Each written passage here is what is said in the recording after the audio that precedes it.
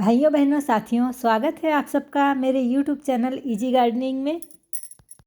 Friends, आज का video जड़ गठान रोग यानी कि नीमाटोड के ऊपर है। मेरी बहुत अच्छी सब्सक्राइबर फ्रेंड है माधुरी जी। उनको इस जड़ गठान रोग के बारे में पता नहीं था, उन्होंने पहली बार सुना था। तो मैंने उनको प्रॉमिस किया था कि मैं इसके ऊपर वीडियो लेकर आने वाली हूँ।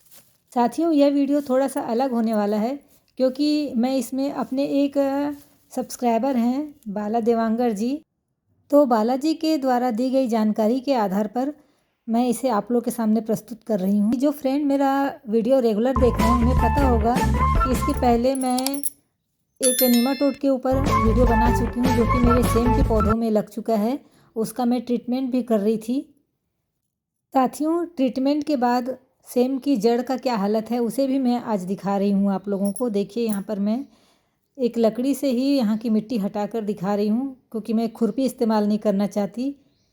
वजह आप लोग जानते ही हैं जिनको नीमाटोड के बारे में पूरा पता है, क्योंकि अगर मैं खुरपी भी यहाँ इस्तेमाल करूँगी तो उसे भी मुझे अच्छी तरह से साफ़ करना पड़ेगा, वरना उससे जो है मैं दूसरी जगह अगर उस खुरपी को इस्तेमाल करूँगी तो दूसरे जगह भी इस रोग का फैलाव हो जाएगा।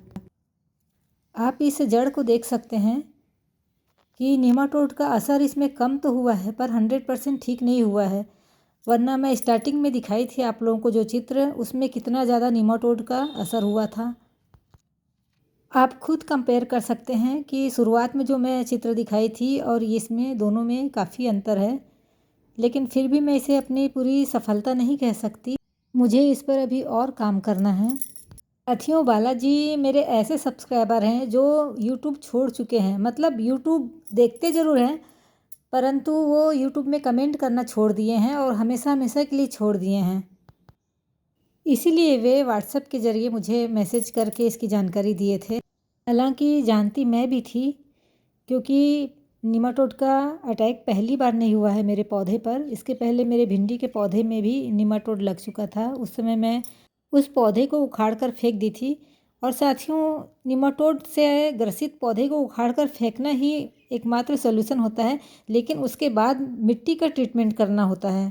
साथियों, बहुत से लोगों को यह भ्रम हो जाता है कि ट्राइकोडर्मा से नीमाटोड ठीक हो जाएगा, परंतु ट्राइकोडर्मा ऐसा है जो फंगस के लिए बना हुआ है, वह फंगस को खाता है।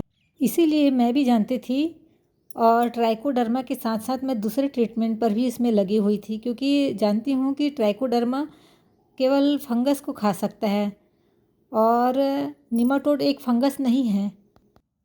नीमाटोड एक पैरासाइट वर्म है जो कि खुली आंखों से भी दिखाई नहीं दे सकता, इसे माइक्रोस्कोप से ही देखा जा सकता है। नीमाटोड जड़ में ही रहता है और वहीं पर मल्टीप्लाई भी होता है और वो जड़ को ही खाता है। और उसके साथ साथ जो भी हम पोषक तत्व पौधों को देते हैं वह जड़ तो लेते रहता है और जड़ को उसका फ़ायदा भी मिलता है, लेकिन वो हमारे पौधों तक उसका फ़ायदा नहीं पहुंच पाता क्योंकि जड़ में तो नीमाटोड बैठा रहता है और वो वहाँ पर इतना मल्टीप्लाई होता है कि जड़ को पूरी तरह से गठान जैसा बना देता है। साथियों, इस रोग का इलाज केमिकल में मौजूद है, परंतु हम ऑर्गेनिक इस्तेमाल करने वाले केमिकल में नहीं जाते हैं। इसके लिए हम पौधे को जड़ से हटाकर उस मिट्टी को धूप में सुखाते हैं और धूप में इतना सुखाते हैं कि उसके पूरे जर्म्स मर जाएं। धूप में मिट्टी को अच्छी तरह से सुखा लेने के बाद उसे यूज़ करते समय ज़्यादा मात्रा में नीम खली व थोड़ी मात्रा में सरसों खली मिलाया जाता है और उसके बाद भी उसमें मैरीगोल्ड यानी कि जो गेंदे का पौधा पहले लगाया जाता है, क्योंकि मैरीगोल्ड यानी कि गेंदे के जड़ से एक ऐसी एसिड निकलती है जिसको नीमाटोड बिल्कुल भी बर्दाश्त नहीं कर पाता और उसके कारण वह उसे नहीं खाता है और भूख से वह मर जाता है। गेंदे के अलावा उस मिट्टी में हल्दी, मेथी, मूली, कैलेंडुला ऐसे पौधों को भी उस मिट्टी में लगा सकते हैं, क्योंकि इनकी जड़ों से निकलने वाली स्मेल को नीमाटोड बिल्कुल बर्दाश्त नहीं कर पाते हैं।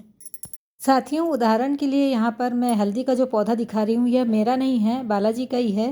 बालाजी ने मिट्टी को धूप में अच्छी तरह से सुखाकर ये हल्दी का पौधा लगाया जो कि अच्छे से ग्रोथ भी किया। इसके पहले वो जो भी पौधे लगाए थे वो नीमाटोड के कारण मर जा रहे थे। साथियों, मेरे लिए तो इस क्यारी की मिट्टी को पूरी तरह से निकालना हटाना बहुत मुश्किल काम है, इसलिए भी मैं इसका एक अलग उपाय निकालने की कोशिश कर रही हूँ। आशा करती हूँ इस जानकारी के बाद आप नीमाटोड से डरेंगे नहीं बल्कि मिट्टी का उपचार करके धूप में सुखा करके आप फिर से नए पौधे लगा लेंगे। Thanks for watching.